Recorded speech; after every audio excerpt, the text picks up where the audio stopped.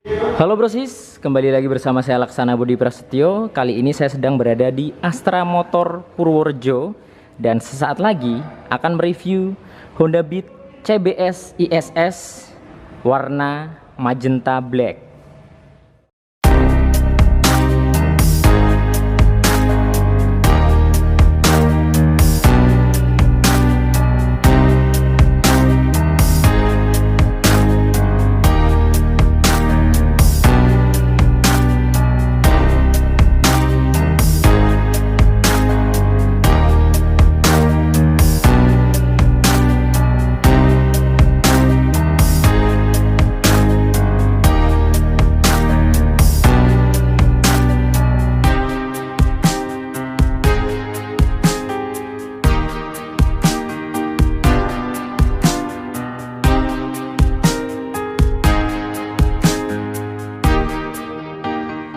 Bicara soal Honda Beat, menurut saya warna pink atau magenta ini adalah salah satu warna yang spesial.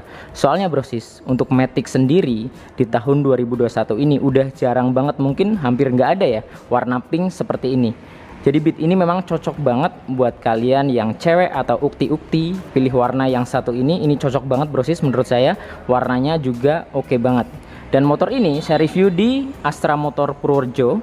Jadi buat kalian yang tinggal di area Purworejo dan sekitarnya, berencana akan melakukan pembelian Honda Beat dan motor-motor Honda lainnya, bisa langsung datang ke Astra Motor Purworejo. Dan nanti juga kontak marketingnya akan saya cantumkan di deskripsi. Jadi buat brosis yang nanya harganya, nanya seputar simulasi kreditnya, bisa hubungi kontak yang tertera di deskripsi. Oke brosis, nggak usah panjang lebar, langsung saja kita mulai pembahasannya. Jadi untuk warnanya sendiri ini perpaduan antara pink glossy dengan warna hitam. Untuk warna pinknya dia menggunakan warna glossy, sedangkan hitamnya dia menggunakan warna matte atau doff brosis. Di bagian depan dia menggunakan pink, kemudian ke bagian spakbor hitam, kemudian bodi bagian belakangnya dia hitam, dihiasi dengan stripping yang juga berwarna pink, sehingga memberikan kesan yang lebih unik lagi, lebih fresh dan keren aja sih menurut saya. Nah untuk bagian batok kepalanya kita bahas satu persatu. Nah, untuk bagian batok kepalanya, untuk visornya sendiri menggunakan warna hitam glossy dibalut dengan stripping bertuliskan Honda berwarna putih. Kemudian bagian samping-sampingnya dia menggunakan warna pink glossy. Pinknya ini mengkilap banget brosis, keren sih. Kemudian bagian dasi tengahnya di sini dia menggunakan warna hitam doff berbahan plastik kasar. Terdapat dudukan plat nomor di sini menggunakan bahan plastik yang menjadi satu dengan dasinya. Kemudian bagian tengahnya ini terdapat sudut-sudut ya dan lekukan-lekukan yang sangat luar biasa. Di sini lancip-lancip. Ini salah satu motor Matic yang dimau oleh masyarakat Indonesia. Tentunya masyarakat Indonesia itu lebih suka tampilan Matic yang lancip-lancip seperti ini atau runcing-runcing. Lekukan-lekukannya juga oke. Nah, untuk posisi sennya dia berada di atas di sini, masih menggunakan bohlam biasa, tapi tenang brosis, untuk bagian headlampnya dia sudah mengusung full LED. Jadi LED itu selain dia terang dalam pencahayaan, juga hemat energi brosis. Kemudian untuk bodi bagian depannya sini dia terdapat lekukan-lekukan seperti ini, menurut saya sangat luar biasa juga ya. Di bagian ujung dia lancip turun ke bawah, di sini dia juga lancip. Ada lancip di bagian bawah sisi kiri dan sisi kanannya seperti ini. Ini menurut saya oke banget sih.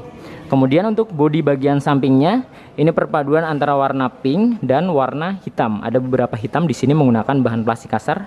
Bagian decknya juga ya dibalut dengan stripping bertuliskan Honda berwarna putih. Kemudian ada garis-garis seperti ini, perpaduan abu-abu dan hitam. Ada garis lagi di bawah abu-abu dan hitam. Kemudian untuk bagian spakbornya menggunakan warna hitam doff. Terdapat stripping bertuliskan kombi brake berwarna putih, yang ini tandanya motor ini sudah dibekali dengan sistem pengereman CBS. Nah, yang saya suka dari Beat terbaru ini, di bagian spakbornya ini ada lekukan-lekukan dan sudut-sudut brosis. Ini keren banget sih, bagian depannya dilancip. Nah, untuk bagian sok depannya tentunya sudah dibekali dengan sok teleskopik merek Showa berwarna hitam pada bagian tabungnya. Untuk bagian palang-palang velgnya berbentuk V brosis, sehingga memberikan kesan yang lebih sporty lagi. Ukuran ban depan 80/90 ring 14. Dan untuk bagian pengereman depannya tentunya sudah dibekali dengan disc brake.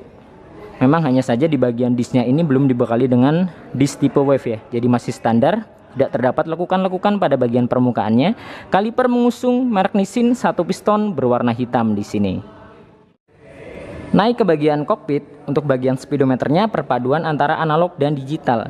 Jadi di bagian kecepatan menggunakan analog berwarna biru dan putih di sini pada bagian angka-angkanya. Kemudian terdapat tulisan PGM FI fuel injection berwarna putih. Kemudian indikator seperti lampu jarak jauh, ECO, mil injeksi berada di bagian atas. Kemudian total kilometer dan indikator bahan bakar berada di tengah. Hanya saja memang motor ini masih di gudang, jadi belum terpasang aki brosis. Jadi dengan terpaksa saya tidak bisa menyalakan bagian speedometernya.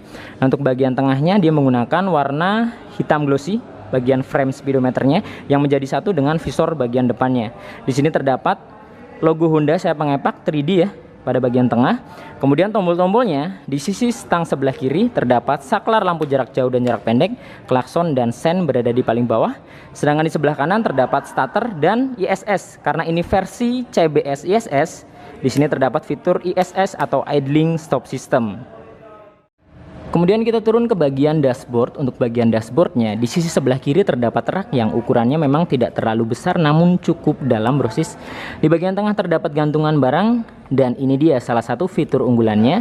Untuk Honda Beat ini sudah dibekali dengan power charging atau power outlet dengan daya maksimal 12 volt di sini. Nah, untuk mengecas Android kalian atau smartphone kalian masih dibutuhkan adaptor tambahan. Berbeda dengan Scoopy terbaru 2021 yang cukup colok USB, tapi untuk Beat ini masih perlu adaptor tambahan. Nah, untuk bagian kunci kontaknya masih menggunakan kunci kontak biasa, belum dibekali dengan smart key keyless dan belum tersedia fitur alarm maupun answer back. Jadi dari segi keamanan hanya mengandalkan kunci stang dan shutter key. Kemudian pada sisi sebelah kanannya terdapat seat opener yang akan memudahkan kita membuka jok bagian belakangnya. Jadi kita nggak perlu repot-repot ke belakang lagi buat ngebuka joknya brosis. Turun lagi ke bagian step floornya. Untuk bagian step floornya menurut saya cukup luas untuk sekelas motor 110 cc ya. Cukup luas di sini. Di sini terdapat tekstur bintik-bintik yang akan memberikan cengkeraman ketika kaki kalian berpijak di sini.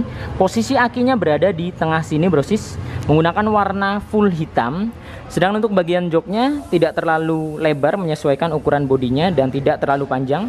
Untuk bahannya sendiri menurut saya ya tidak terlalu empuk sih. Keras juga enggak. Untuk bagian bagasinya dapat menampung sebanyak 12 liter dan nggak bisa masuk helm brosis. Jadi bagasi Beat belum bisa masuk helm ya, namun cukup luas 12 liter. Kapasitas tangki bahan bakar 4,2 liter. Dan dalam 1 liter bahan bakar dapat menempuh jarak kurang lebih 60 km. Jadi untuk iritnya sendiri, Beat tidak bisa diragukan. Motor matic paling irit di Indonesia. 1 liter 60 km. Luar biasa. Kemudian ini dia brosis untuk tampilan bodi belakangnya. Jadi untuk versi CBS ISS itu perpaduan antara warna glossy dan doff. Berbeda dengan versi standar atau CBS, dia menggunakan full glossy. CBS ISS dia glossy dan doff. Kemudian ada deluxe di atasnya menggunakan warna full doff. Nah, CBS ISS ini bagian depannya glossy, bagian belakangnya dia doff menggunakan warna hitam, dibalut dengan stripping di sini perpaduan antara warna pink. Jadi walaupun dia hitam masih ada garis-garis pink di sini. Kemudian terdapat tulisan Beat di sini dan idling stop. Tulisan Beatnya ini menurut saya juga unik, istimewa. Dia menggunakan warna chrome, mengkilap banget brosis.